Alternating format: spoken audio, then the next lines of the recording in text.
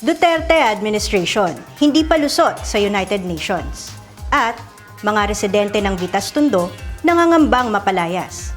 Yan at iba pang nag-aalab na balita't pananaw ngayong linggo sa Altar Media Network.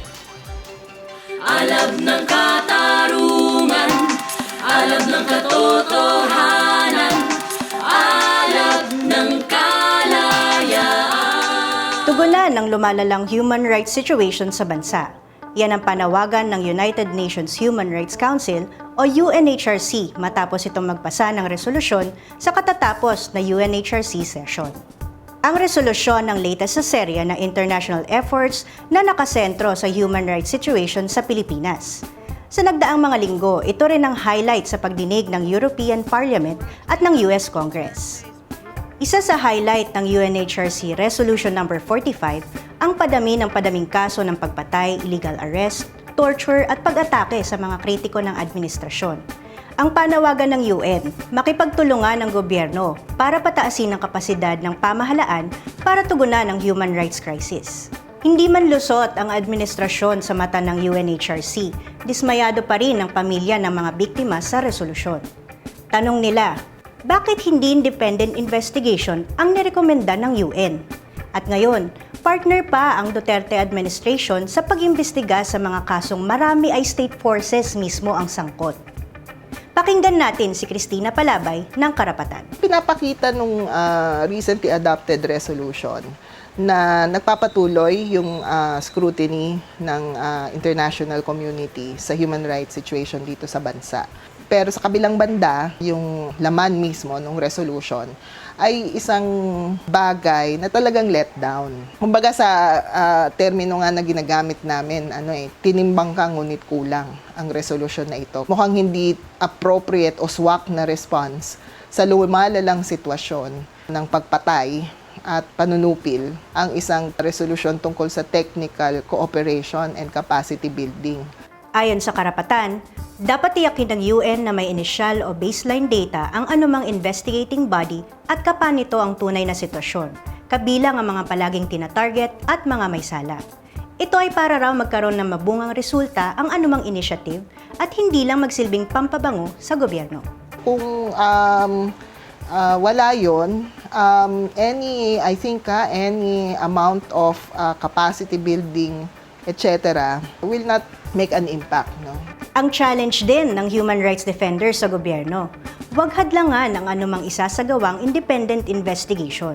Bukod kasi sa UNHRC, may nakabinbin pang mga proseso sa international arena na kaugnay ng human rights situation sa bansa, kabilang ang iba pang UN special bodies at ang kaso sa International Criminal Court. Ang point lang naman siguro dun sa ganitong mga proseso, huwag pigilan ng gobyerno. Papasukin ninyo yung mga independent actors na gumagawa ng assessment sa sitwasyon sa bansa. O baka naman hindi pinapapasok dahil talagang gustong tumakas sa accountability. Walang demolisyon habang may pandemya. Yan ang sinabi ng Department of Human Settlements. Pero hindi ito sapat para mawalang pangamba ng mga residente ng Vitas Tondo. Panoorin ang aming report. Napunta kami dito sa Katuparan, 1991. Ngayon, nung kasi binigay ni Cory Aquino to. Ngayon, di panatag na kami dito dahil nandito na nga kami. Halos 30 taon na nakatira sa Katuparan Housing Project sa Vitas Tondo si Agnes Mondejar. Pero nitong panahon ng pandemya, nanganganib sila at ang daan-daan pang residente ng Katuparan na mawalan ng tirahan. Nag-aaral pa yung anak ko. Kung malayo na kami, paano na lang? Kung talagang ididemolis na to, wala na kami magagawa. Pumunta kami sa City Hall para, yun na nga, pinaglalaban nga yung kalagayan dito. Ang mga pulis naman, mga lintik ng pulis na yun, yung banner na hawak ko, pinaghahaltak na ng pulis. Kasi bawal daw, dahil may pandemic. Bawal nga pala, bakit nila i-demolish yung mga tao dito? Ang sabi nila, stay at home lang. Bakit aalisin nila ng bahay? Idineklarang condemned ang dalawang gusaling nagbabahay ng halos 300 pamilya.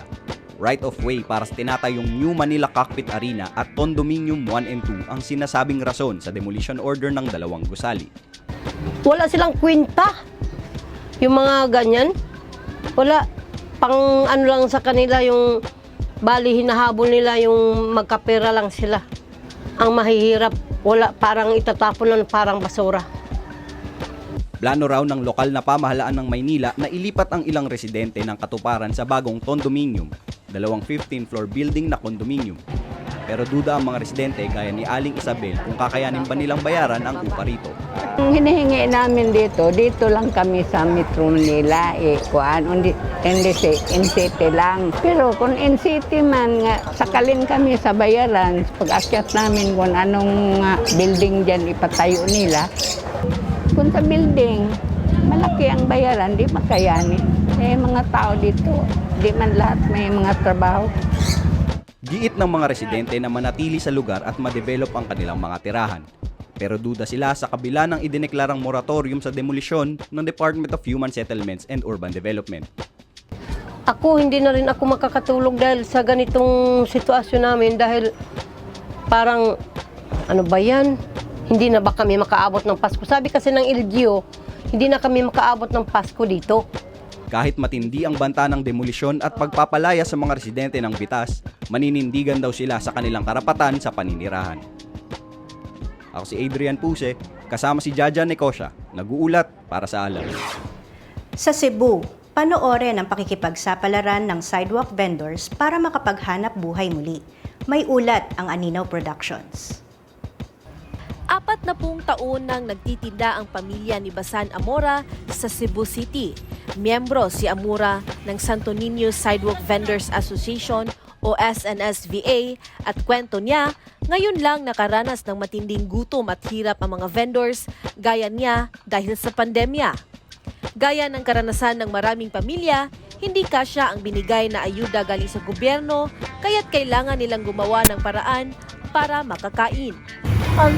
Pag lockdown na yun, siyempre gisirada naman tindahan, wala namin tindahan. Tagaan na nag-ayuda. Ayuda pa dyan din kaigo. Pero kulang na nga ang suporta para sa vendors, nakakaranas pa umano sila ng pananakot mula sa lokal na pamahalaan. Ayon sa rubber stamp makers at fruit street vendors, harassment ang kinaharap nila mula sa mga tauhan ng Prevention Restoration Order Beautification Enhancement o PROBE team ang nagsasagawa ng clearing operations ng lokal na pamahalaan. Sa katunayan, nag-viral sa social media ang isang video kung saan makikita kung paano minatrato at hinuli ang isang vendor. Matagal nang notorious ang probe team dahil sa mga ulat ng pagmamaltrato sa mga vendors dito sa Cebu City. Ngayong humaharap ang lahat sa pandemya at sa gitna ng ipinatitigil na ayuda, panawagan ng mga vendors na itigil ang pagpapalaya sa kanila at sa halip ay hayaan silang maghanap buhay. Ito si Nika de la Cruz ng Aninaw Productions, nag-uulat para sa Alab. Hindi lang ABS-CBN o Rappler ang umaharap sa matinding panggigipit. Patong-patong na kaso at harassment din ang kinakaharap ng community news outfit sa buong bansa. Isa na dyan ang Northern Dispatch. Panoorin ang aming report. Mula sa kasong libel, inakyat sa cyber libel ang isinampang kaso laban sa editor-in-chief ng Northern Dispatch, isang alternative media outfit sa Baguio City. Mas mabigat ang parusa ng cyber libel kaysa regular libel. Naunang sinampang kaso laban kay Kimberly Quitasol at na-dismiss na dapat ng dalawang korte. Nagmula ang kaso kay General Pagkalinawan, Regional Director ng Cordillera PNP tungkol sa article sa kanya ng Nordis. Ilang araw bago kasuhan si Kimberly, cyber libel din ang sinampa sa Nordis reporter na si Kim Abalos noong September 23. Ang ginawa nila, in-elevate nila into cyber libel para pasok sa jurisdiction ng Branch 59, RTC dito sa Baguio. So, forum shopping? Hindi pumasa yung unang kaso, so gagawa na, i-elevate ng cyber libel? Matagal nang tinututulan ng mga journalist ang libel at cyber libel na ayon sa kanila ay masyadong mapanupil at ginagamit na panakot at parusa sa mga mamamahayag. Pero hindi lang ito ang kasong sinampa laban sa mga reporter ng Nordis. Sa katunayan, kakadismiss lang ng kasong rebellion laban kay Nordis Managing Editor Sherwin De Vera.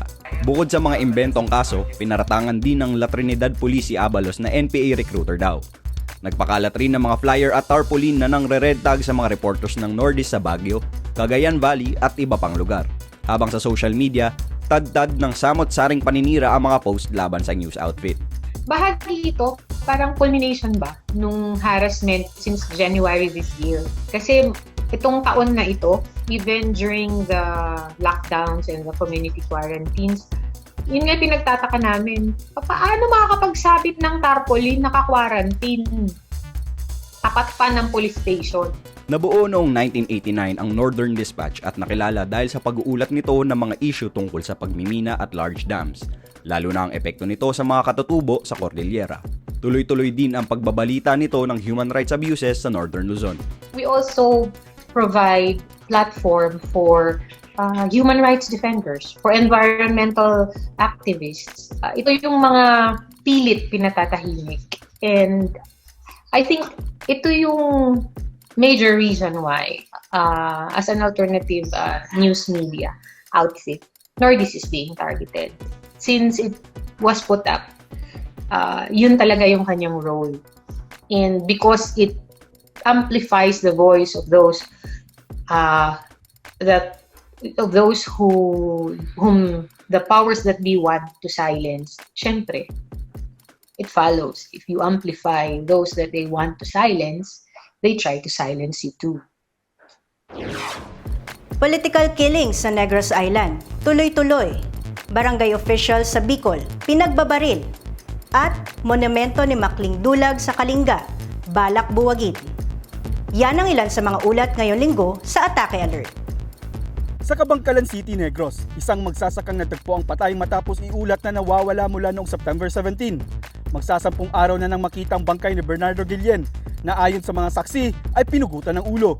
Ayon sa kanyang kapatid, ipinag-utos ng AFP na lumikas sa mga residente at pinauna ni Guillen ang asawa at anak sa evacuation site sa Sitio Alumisan. Pero hindi nakarating ng evacuation site si Guillen at natagpuan na lang ng mga barangay tanod sa isang bangin. Puro na lang man tukulan. Sa labot ng kita niya. Okay, puro na lang man tukulan. Ang ulo ya, ari na sa tiilan niya. Samantala, inaresto naman si Wilmal Verdi Pongasi at 3 available driver sa Moises Padilla, Negros Occidental noong October 2. Volunteer si Verdi ng Farmers Development Center o FARDEC, isang peasant NGO sa Central Visayas. Iprinisinta ng mga sundalo si Verdi bilang NPA raw at may 2 umanong bala ng M203 grenade launcher. Kinundina ng FARDEC ang pag-aresto kay Verdi at mga kasama nitong driver. Ayon sa grupo, matagal nang nire-red tag ng AFP ang FARDEC at mga community workers nito. Sa Bicol, pinatay ang mga barangay officials na sina Kapitana Luz Viminda Dayandante at Barangay Treasurer Albert Ulina ng Barangay Batbat, Ginubatan, Albay. Ayon sa Karapatan Bicol, galing ang 2 sa opisina ng mayor ng Ginubatan para ireklamo ang 49th Infantry Battalion na sumama sa regular barangay session, hindi sumunod sa health protocols at iba pa. Pero habang papauwi, hinarang sila ng 2 armadong lalaki at pinagbabaril. Ayon sa Defend Bicol Network, matagal nang ikinakampanya ng mga barangay officials ang pagpapaalis sa mga sundalong nagkakampo sa kanilang komunidad. Sa Eastern Visayas, hinaras ng hinihinalang ahente ng militar ang isang senior high school student at kasapi ng anak bayan Sinirangan, Visayas. Pinagbabantaan daw ang estudyante na aarestuhin kung hindi makikipagtulungan ituro ang mga miyembro ng youth group sa rehiyon. Samantala, pagsira sa diwa ng kasaysayan ang turing ng mga katutubo sa Cordillera sa pagtatangkang tanggalin ng Heroes Monument ni na Makling Dulag, Pedro Dungok at Lumbaya Gayudan sa Kalinga. Mga kilalang leader katutubo ang 3 na pinatay dahil sa pagtutol sa Chico Dam noong panahon ni Marcos. Ayon sa Cordillera People's Alliance, ginagamit lamang umano ng pulis ang dahilan ng right of way para baguhin at kalimutan ang simbolo ng paglaban ng mamamayan ng Cordillera. At yan ang mga nag-aalab na balita at pananaw ngayong linggo mula sa Alter Media Network. 6th anniversary ngayon ng Alter Media. At mula sa aming lahat, mula Luzon, Visayas at Mindanao, salamat sa inyong suporta. Ito si Ann Villasica. Follow nyo kami sa aming social media accounts at mag-subscribe sa aming YouTube channel. Padayon!